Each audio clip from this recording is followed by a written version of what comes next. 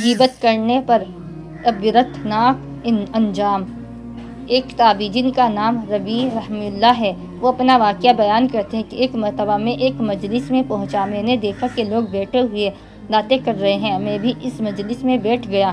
اب باتیں کرنے کے درمیان کسی کی غیبت شروع ہو گئی۔ مجھے یہ بات بری لگی کہ ہم یہاں مجلس میں بیٹھ کر کسی کی غیبت کریں، چنانچہ میں اس مجلس سے اٹھ کر چلا گیا، اس لیے کہ اگر کسی مجلس میں غیبت ہو رہی ہے تو آدمی کو چاہیے کہ اس کو روکے، اور اگر روکنے کی طاقت نہ ہو تو کم از کم اس گفتگو میں شریک نہ ہو بلکہ اٹھ کر چلا جائے۔ چنانچہ میں اٹھ کر چلا گیا۔ تھوڑی دیر بعد خیال آیا کہ اب مجلس میں غیبت کا موضوع ختم ہو گیا ہوگا، اس لیے دوبارہ اس مجلس میں ان کے ساتھ بیٹھ گیا۔ اب تھوڑی دیر ادھر ادھر کی باتیں ہوئی، لیکن تھوڑی دیر کے بعد پھر غیبت شروع ہو گئی۔ لیکن اب میری ہمت کمزور پڑ گئی اور میں اس مجلس سے اٹھ نہ سکا، اور جو غیبت وہ لوگ کرتے رہے میں اسے سنتا رہا۔ پھر میں نے بھی غیبت کے ایک دو جملے کہہ دیے۔ جب میں اس مجلس سے گھر آیا اور رات کو سویا تو خواب میں ایک انتہائی سیاہ فام آدمی کو دیکھا جو ایک بڑے طشت میں میرے پاس گوشت لے کر آیا۔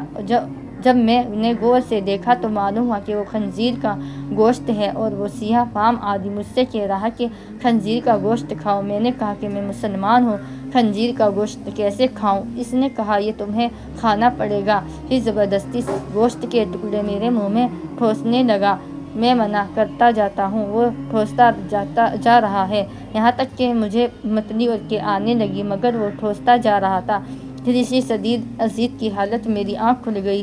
جب بیدار ہونے کے بعد میں نے کھانے کے وقت کھانا کھایا تو خواب میں جو خنزیر کے گوشت کا خراب اور بدبودار ذائقہ تھا، وہ ذائقہ مجھے اپنے کھانے میں محسوس ہوا، اور 30 دن تک میرا یہ حال رہا۔ جس وقت بھی میں کھانا کھاتا تو ہر کھانے میں اس خنزیر کے گوشت کا بدترین ذائقہ میرے کھانے میں شامل ہو جاتا، اور اس واقعے سے اللہ تعالیٰ نے اس پر متنبہ فرما کہ ذرا سی دیر میں